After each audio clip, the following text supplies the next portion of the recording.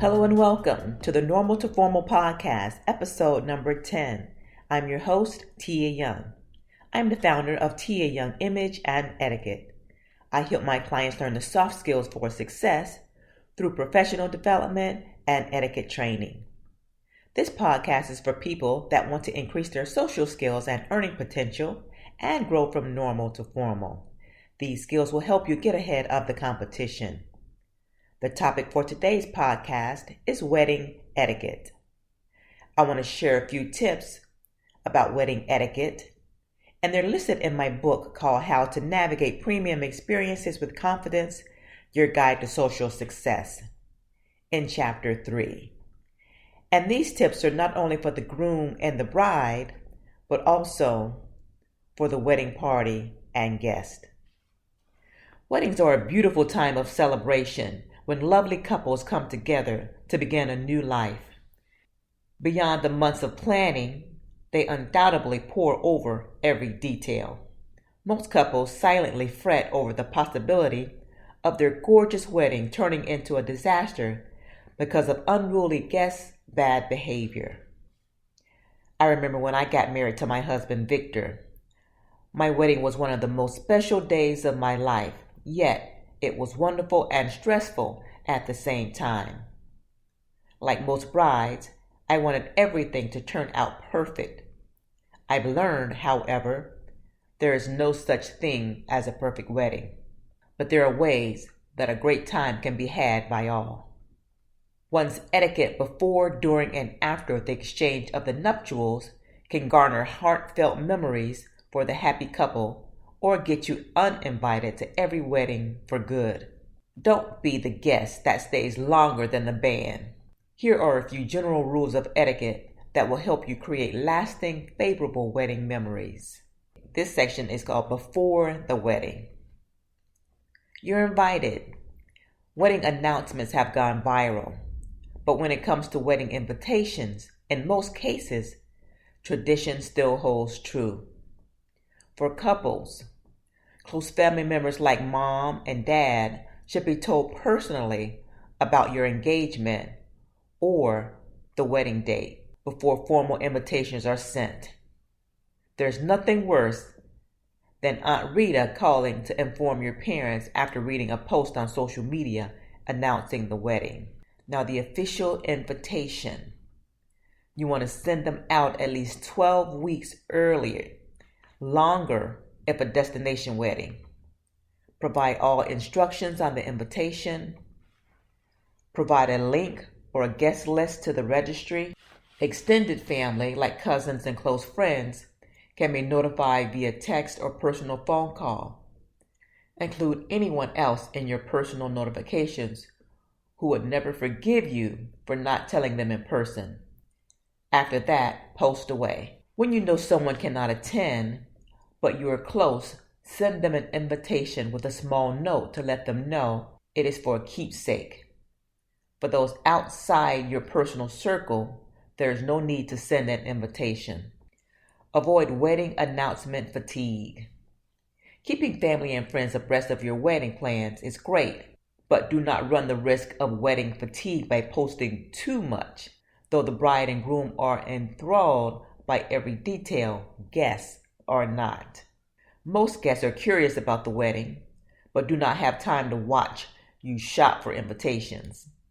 Post the important things and occasionally share a behind-the-scenes sneak peek. No guilt. Couples have to consider their budget first and foremost when it comes to who they will invite.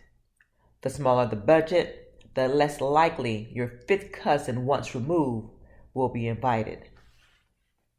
Don't feel bad. The wedding lasts one day, but marriage is for a lifetime. It is understandable the happy couple would like to have a few bucks left to start life. For guests, once you receive an invitation, RSVP with your +1 as soon as possible. And we learned that RSVP stands for Respond Please in French. Répondez s'il vous plaît. If you do not get an invitation, do not be offended. The couple may be on a strict budget. If you would like to extend your well wishes, you can extend them personally by communicating directly with the happy couple through their social media site or make a purchase from their wedding registry. Pre-wedding events. Today's pre-wedding events are not like the ones from the past. From destination bachelorette parties to wedding party photo shoots, pre-wedding events have taken on a life of their own. However, despite the bride and groom's fantasy about their wedding, they must take the time to consider the expenses the bridal party will incur. Moreover, the bride and groom must also consider any time limitations the members of the wedding party may have. For the bride and groom, their financial commitment is limitless, but that may not be the case with everyone in the wedding party. Though the engaged couple can spend hours on cake tasting, wedding party members are not always as readily available. Here are some tips to help everyone participate. Be realistic. Inform everyone early. Communicate regularly. Be grateful. Be money and time conscious and set a budget up front. Though some bride and grooms use the service of a wedding planner or coordinator, most couples depend on their wedding party to help get things done. Being the couple's cheerleader is only the first step to what is sure to be a very busy time of planning. Wedding party responsibilities. Being asked to be a member of a wedding party is an absolute honor and a bit of hard work. Some couples have a wedding planner or family member who will take care of the wedding details, but the wedding party is there for moral support, a shoulder to cry on, or even a chauffeur to drive around Miss Daisy. From the beginning, be grateful and honest about your time availability and your budget. The couple will appreciate your honesty. The maid of honor. The most important assistant a bride has in her wedding party is the maid of honor. This very important role has the huge responsibility of overseeing the bridesmaids, the planning of the bachelorette party, and just about everything else the bride needs her to do. Usually, the bride asks her close friend or relative to serve in this role. Best man. The best man is the male counterpart to the maid of honor, and he is responsible for helping the groom, just like the maid of honor. The best man plans the bachelor party, gets the groom to the church, and everything in between. If ever asked, take the responsibility seriously. The bride and groom have selected you because they feel they can trust you. Sit down and discuss the expectations and how best to make the special day as stress-free as possible. Fair warning, the phrase bride and groomzilla exists for a reason. Planning a wedding is a contact sport. Maids of honors and best men must be prepared for outlandish requests. Even if you cannot oblige, inform the couple as soon as possible. It's better to be honest about your commitment, time, and resources from the beginning, rather than break up a meaningful relationship because you were too scared to tell the truth. Thanking the wedding party. It's only right to thank those who helped make your day a fairy tale. Showing your appreciation can include hosting a dinner rehearsal for your wedding party or purchasing a fun keepsake. Wedding party gift ideas.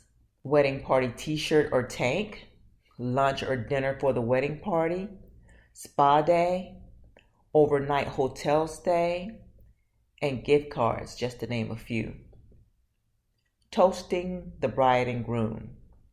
During the reception, there will be toasts. Perhaps the most familiar toast is a toast given by the best man and maid of honor. Keep the following in mind. Giving the perfect toast. Do stand. Keep your toast brief and to the point. Do raise your glass. Do not bang your glass. Simply tilt toward the couple. Do not get too personal or share stories about exes. And speak clearly and loud enough for everyone to hear. During the wedding, the big day has finally arrived, and family and friends have arrived to celebrate. Here are a few wedding ceremony etiquette faux pas you want to avoid. General wedding etiquette tips. Do not post any pictures on social media unless the happy couple has said it is okay to do so. Do purchase a tasteful wedding gift that's within your budget. Be on time. Arriving late shifts attention away from the happy couple. Silence all of your electronic devices. Do not wear white. The bride should be the center of attention. Do not photobomb the photographer's pictures. Photographers are on the clock, so use your cell phone for a quick pic. If you're part of the wedding party, do not get lost right after the ceremony. The photographer is usually looking to take pictures. Limit your alcohol intake. Keep your toast and remarks brief. Sign in to the guest book so the happy couple knows you were there. Don't cause any disruptions or engage in disrespectful or violent behavior. We want the happy couple to have a memorable and exciting wedding. My husband and I will be celebrating 20 years this year in 2020. We got married in 2000, and we're still going strong and a very happy couple. Now that you know all the secrets to celebrating love, you don't have to dodge your next wedding invitation. Thank you so much for listening to the Normal to Formal podcast today. I hope that you've learned a few valuable tools about wedding etiquette for the bride and groom, the wedding party, and guests. Please join me next Monday for another episode on Apple Podcasts, Spreaker.com, and many other podcast platforms. Please subscribe, comment, and share. Please follow me at Mrs. Tia Young on Facebook, Twitter, and Instagram, and Mrs. Manners on LinkedIn. I can also be reached on my website, tiayoungimage.com. Thank you so much. See you next time. Bye-bye.